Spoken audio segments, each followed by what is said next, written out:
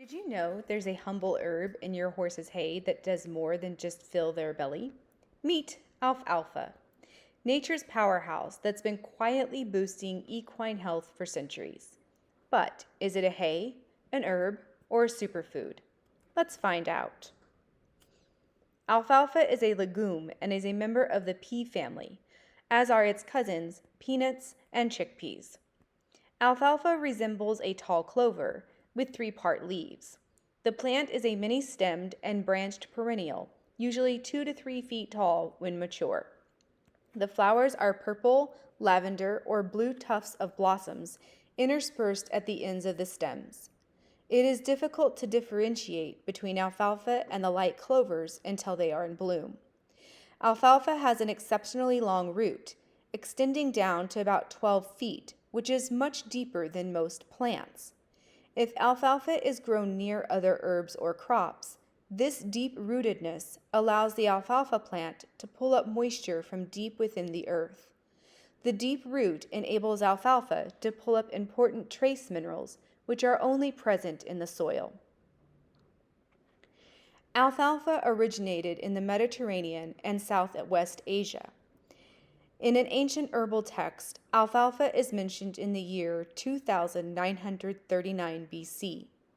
It was anciently known to the Arabs, who called it the father of all foods.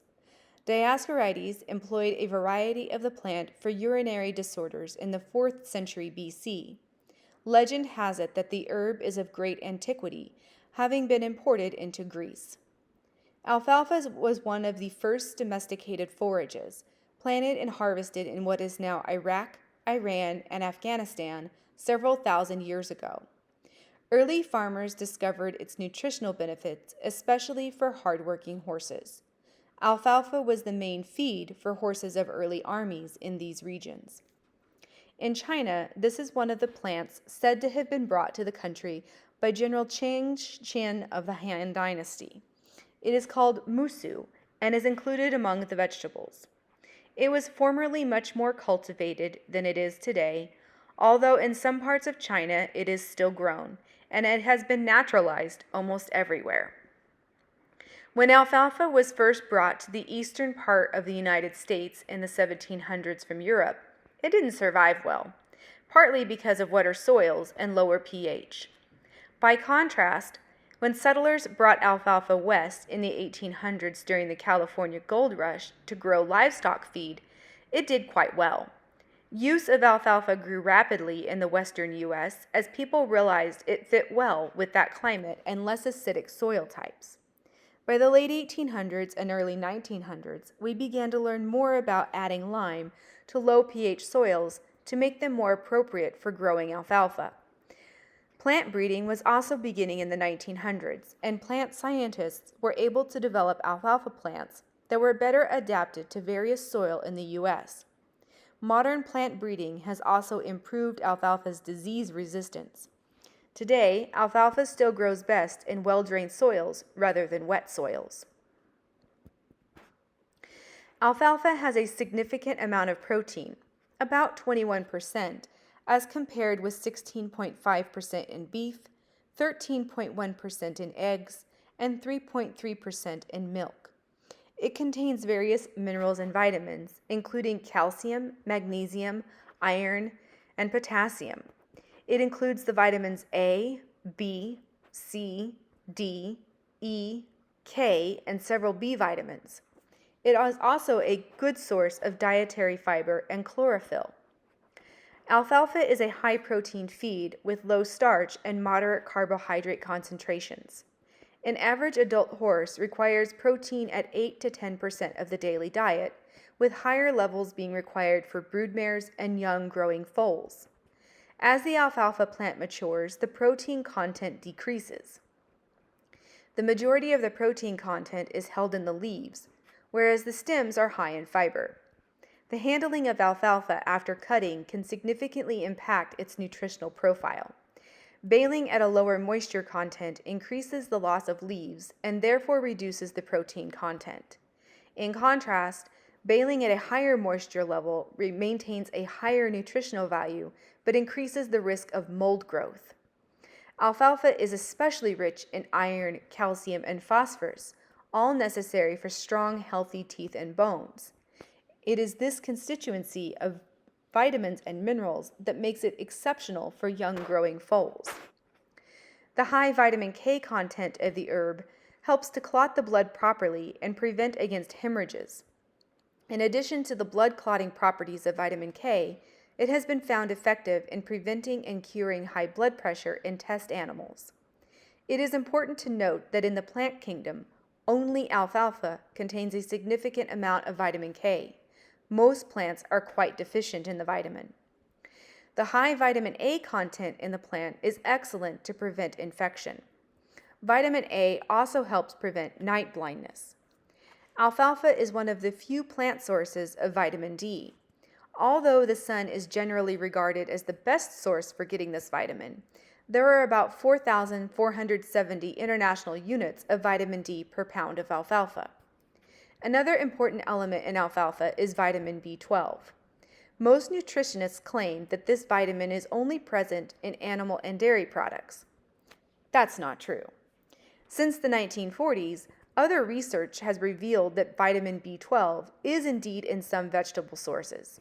It would have to be, or our horses would not have any source of vitamin B12, which is vital for proper bodily functions.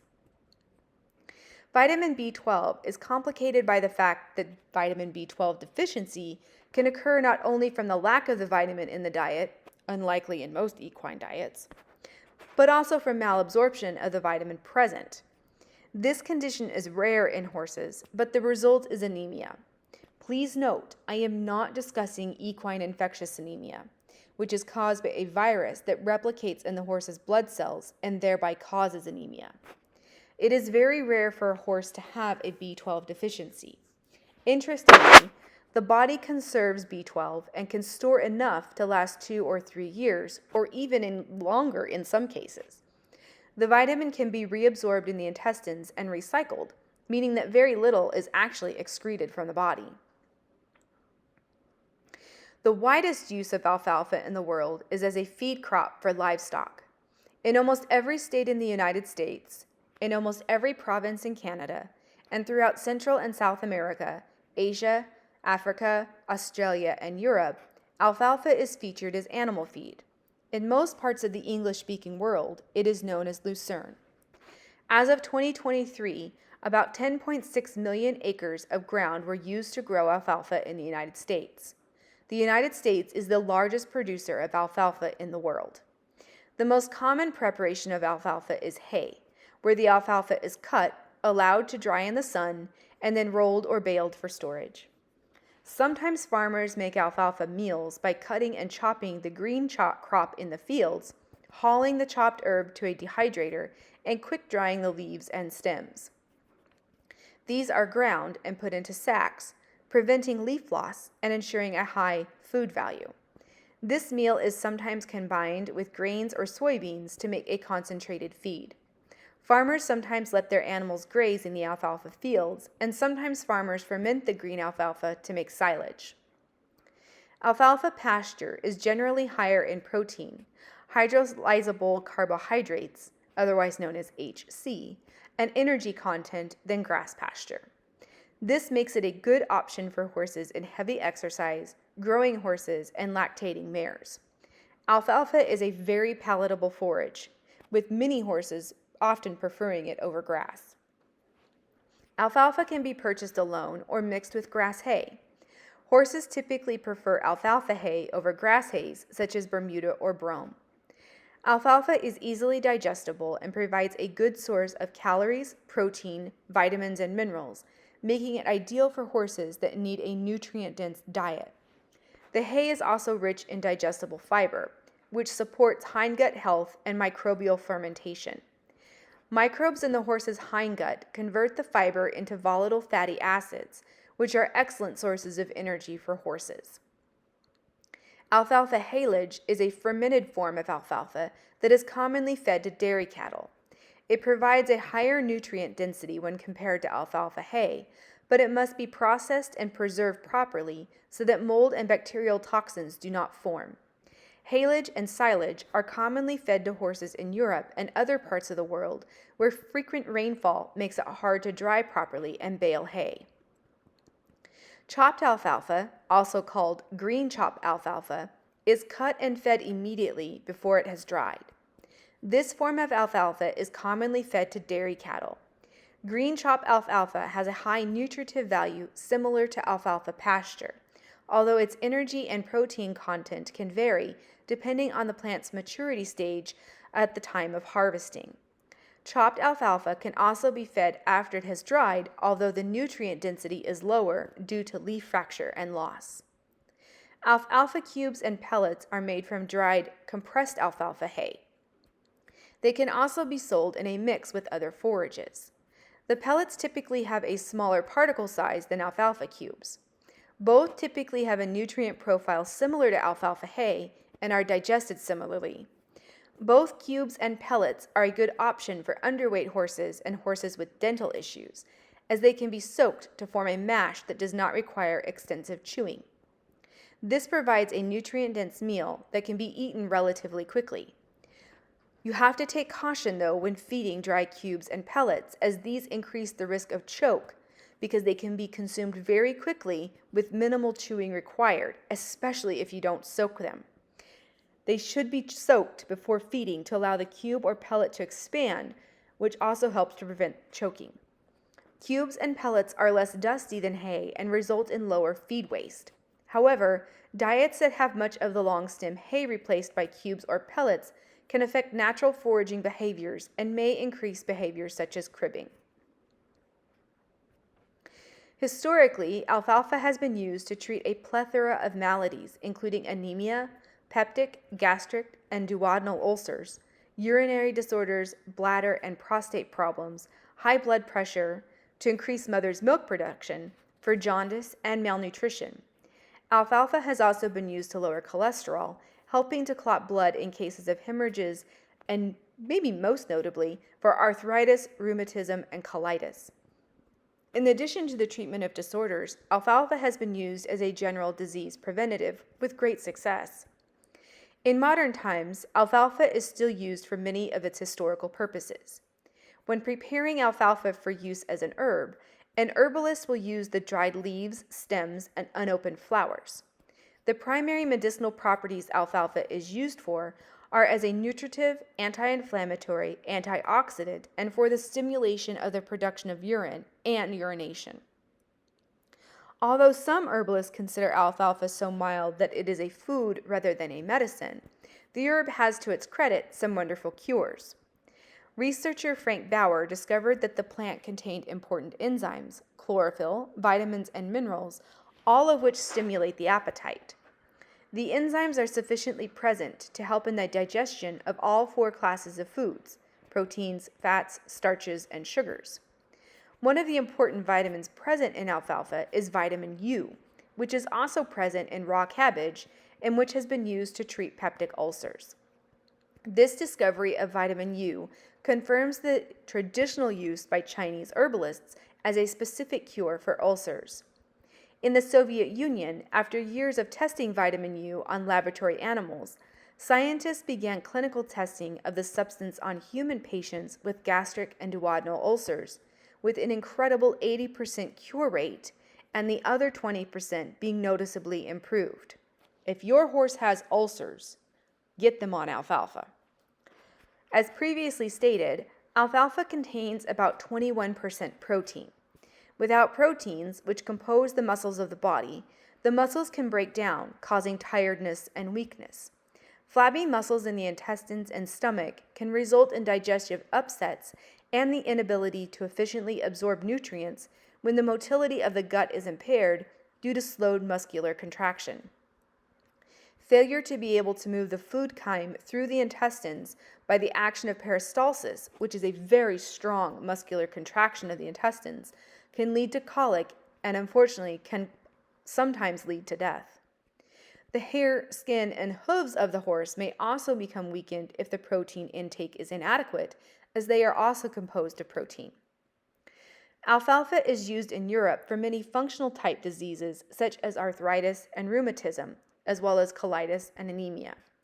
It is traditionally used in wasting diseases in European practice because of its splendid array of vitamins and minerals.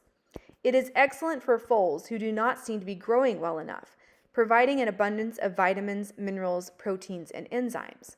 The chlorophyll, the plant's blood, that is abundant in the leaves has been found to assist in granulation or healing of tissue that has been injured. The substance also helps in the strengthening of the connective tissues of the body. Mares in the early stages of lactation have some of the highest energy and protein requirements of any class of horse. It is important to feed lactating mares an adequate diet to ensure they produce enough good quality milk to support the health of their growing foal. Alfalfa is a particularly good option for lactating mares because it's very nutrient dense.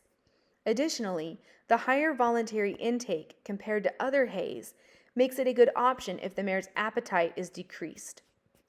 Because of its high protein and calcium content, alfalfa has been recognized as effective at buffering stomach acid.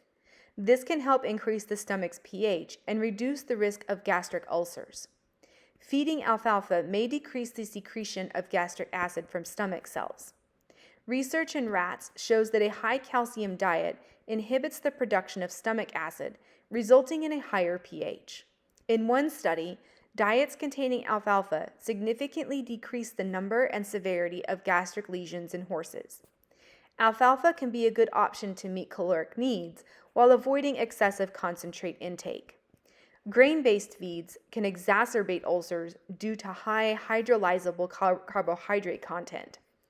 To help prevent ulcers, you might offer your performance horse alfalfa an hour or two before you compete. The simple act of chewing creates more saliva, which also helps buffer stomach acid. Alfalfa can also be beneficial to horses with muscle problems that are prone to tying up, or horses with equine metabolic syndrome due to the lower hydrolyzable carbohydrate content. Owners might also offer alfalfa to horses needing to develop more muscle, particularly along the top line. This practice is more often seen in the eastern U.S., where a lot of marginal grass hay is fed. Horses in moderate to heavy work have higher energy and protein needs than those at maintenance. Alfalfa can be used as a portion of the forage supply to meet these needs. When feeding alfalfa to performance horses, you need to keep the following in mind. First, you need to consider heat production. Protein generates more heat during digestion than fat. The high protein content of alfalfa may negatively impact performance by increasing body temperature. You also need to consider your horse's hydration status. Excess protein consumption increases the need to eliminate nitrogen via urine, which removes water from the body and can impact hydration during exercise. Finally, you need to ensure your horse has a proper electrolyte balance. The high calcium content can disrupt electrolyte balance during and after exercise. These three factors have less of an impact on horses performing short bursts of intense exercise, such as racehorses or barrel horses, and are more of an issue for horses performing prolonged exercise, such as endurance racing. It is generally not recommended to feed a high level of alfalfa, meaning more than 30% of forage, to endurance horses, especially in hot conditions. Alfalfa is known as one of the best herbal treatments for arthritis, rheumatism, and gout. Clinical research of the use of alfalfa in treating these diseases has shown that at least 10 to 20% of human subjects experience dramatic reduction in painful symptoms. Traditional uses in animals have commonly led to similar results. For arthritis and other inflammatory diseases of the joints, alfalfa can bring long-term relief to dogs, cats, rodents, horses, and other herbivores who receive it as a daily food supplement. For use in therapeutic doses, it acts well when combined with dandelion, yucca, and licorice. Alfalfa also possesses cancer preventative qualities. It is believed that alfalfa induces complex cellular activities that serve to inactivate chemical carcinogens in the liver and small intestine before they can cause damage, thereby helping to reduce the risk of cancerous growths. Alfalfa's considerable vitamin K content has been shown to be beneficial in remedying bleeding disorders that may result from long-term use of antibiotics, anticoagulants, aspirin, and anticonvulsant drugs. The coumarin constituent of alfalfa is also well known for its anticoagulant qualities, and in fact, many anti-clotting drugs are derived from this compound. Although excessive doses of fresh alfalfa or concentrated extracts may be contraindicated in animals with anemia, moderate dietary supplementation of alfalfa may be useful in treating this disorder. The various saponin constituents of alfalfa are known to help with the absorption of fat-soluble nutrients in the small intestine and may act to stimulate the body's natural production of growth hormones, yet another reason for its popularity as a livestock feed. In this capacity, alfalfa works by mechanisms very similar to those of yucca, but it is much less irritating to the stomach and intestines than yucca, and therefore can be used over longer periods of time without adverse side effects. It may be especially useful in animals with debilitating diseases who need to gain weight but cannot afford added stress upon compromised body systems. In the urinary tract, alfalfa has an alkalinizing effect, making it useful in treating ailments that involve overly acidic urine, especially where there is bladder irritation and crystal formation. For the brain, alfalfa is said to help improve mental vigor. This is likely due to alfalfa's broad spectrum of nutrients, many of which are critical to proper brain and nerve functions. Some horse owners express concerns about feeding alfalfa to their horses because they worry about contributing to hot behavior, effects on the calcium to phosphorus ratio in the diet, and whether alfalfa causes enterolith formation. Some of these concerns have not been supported by research, while others can be managed by properly balancing the diet with the inclusion of alfalfa. Alfalfa is higher in calcium relative to phosphorus content, leading to a high calcium to phosphorus ratio if the diet is not properly balanced. The ideal calcium to phosphorus ratio is between 1.2 to 1 and 2 to 1. Horses may tolerate a calcium to phosphorus ratio up to 6 to 1 without outward signs of a problem. However, a study where either a ratio of 1.16 to 1 or 4.12 to 1 was fed, and it was found that a high proportion of lamellar bone than osteotonic bone in the horses fed the high calcium diet developed. Lamellar bone is the dead, organized outer layer of bone, while osteonic bone is capable of growth, healing, and remodeling in responses to stresses. This means that high calcium intake can impair proper bone growth, healing, and remodeling. Feeding alfalfa hay to young horses on its own may provide too much digestible energy, which can lead to a fast growth rate and increase the risk of developmental orthopedic disease. Alfalfa is a good source of calcium needed for bone growth. However, the ration must be balanced to provide an appropriate ratio of calcium and phosphorus with adequate quantities of both minerals to support proper bone development. The calcium to phosphorus ratio should be 2 to 1 in diets for growing horses. Feeds such as wheat bran or distiller grains and supplements such as monosodium phosphate can be used to increase phosphorus intake and balance the diet. Alfalfa has developed a reputation as a forage that is not appropriate for metabolic horses. Some horse owners believe that it should not be fed to these horses because of the starch and sugar content. However, the higher energy content of alfalfa compared to grass hay does not come from the hydrolyzable carbohydrates. Several studies have compared alfalfa hay with other hays such as orchard, teff, wheat, and oat. In general, the hydrolyzable carbohydrate content of alfalfa is lower than grass or cereal hays. However, for reasons that are not clear, some metabolic horses do become footsore on alfalfa. It may be the high protein that triggers an insulin response since it is known to have a low glycemic index. This requires further study, but if you are intending to feed alfalfa to a metabolic horse, introduce it slowly and carefully. Anecdotal reports suggest some laminitis-prone horses may be sensitive to alfalfa inclusion in the diet. Alfalfa intake appears to trigger laminitis episodes in susceptible horses. It is unclear why this occurs, but could be due to excess protein intake from alfalfa hay. Elevated amino acids in the blood following intake can stimulate insulin secretion, affecting laminitis risk. Horses that do best with a limited alfalfa intake are horses with the genetic muscle disease hyperkalemic periodic paralysis, otherwise known as HYPP. These horses are affected by hyperkalemia, or an excessive amount of potassium in the blood, which causes their muscles to contract more readily than normal and makes them susceptible to sporadic episodes of muscle tremors or paralysis. These horses are more particularly sensitive to alfalfa's high potassium content. Not all alfalfa hay is really high in potassium, but you do have to test it to know for sure. High calcium diets could put horses at risk of urinary stones. Horses do not regulate their intestinal absorption of calcium, therefore higher calcium in the diet will mean more is absorbed.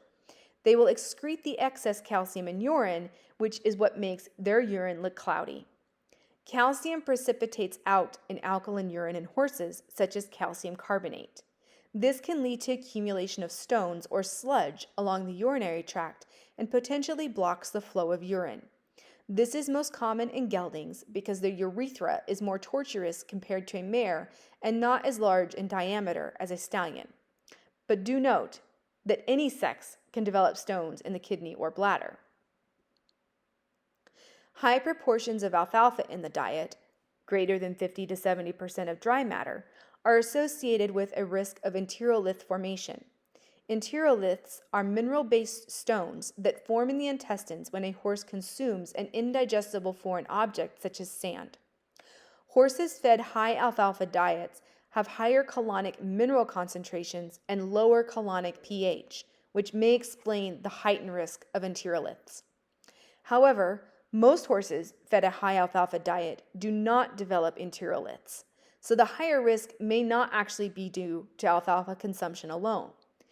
Additional factors such as a lack of pasture access and excessive mineral intake could lead to enterolith formation. Some breeds, such as Arabians and Arabian crosses, may be more prone to developing enteroliths. If your horse needs alfalfa in their diet, a properly balanced feeding plan and good management practices to reduce dirt or sand ingestion can go a long way to preventing the development of these enteroliths. Some horse owners express concerns that alfalfa may make their horse cough. However, it is not the alfalfa hay itself, but rather the dust or mold content of any hay that can aggravate respiratory conditions such as heaves. The dustiness of hay is related to the moisture content. So drier alfalfa hay will tend to be dustier as leaves are more likely to shatter. Blister beetles are a pest commonly found in Midwestern states such as Kansas and Oklahoma. They are attracted to blooming forages such as alfalfa. These beetles produce a toxin called cantharidin, I hope I said that right, which can be deadly to horses. Blister beetles swarm fields during harvest. Beetles killed by the haying equipment can then end up in the hay. Adult blister beetles emerge in June to feed on alfalfa blooms. These beetles tend to be more prevalent in late summer. Years following drought typically see more blister beetles. If you always check the hay as you feed it, you can discard those bales or flakes that contain the beetles. The beetles will be very concentrated, so if you find one or two in an area, look a little closer because you're probably going to find a whole lot more in that same area. Horses that do unfortunately consume alfalfa contaminated with blister beetle fragments or oils from this beetle may show signs of gastrointestinal or urinary irritation, including having blisters on the tongue or the mouth, exhibiting colic or diarrhea, and having problems with urination or showing blood in the urine. Black blotch disease is another disease that can affect alfalfa. This disease is more commonly found in clover pasture, but it can happen with alfalfa in moist and hot conditions. It is caused by a fungus, and this can lead to liver damage and secondary photosensitivity in horses, particularly those with light-colored coats. Black blotch is caused by a mold that causes black blotches on the undersides of the leaves of the alfalfa. Horses ingesting this mold may experience excessive sunburn, which seriously affects unpigmented areas of their bodies. The more serious issue, though, is that this particular fungus causes liver damage from the toxins in the mold. So to answer the question, is alfalfa a hay, an herb, or both? I submit to you it's both, and maybe even a superfood. But alfalfa is a therapeutic herb, and it's so mild it can be tolerated by most any horse. Granted, there are a few that may not be able to tolerate the herb, but in therapeutic doses, I wouldn't hesitate to give it to almost any horse.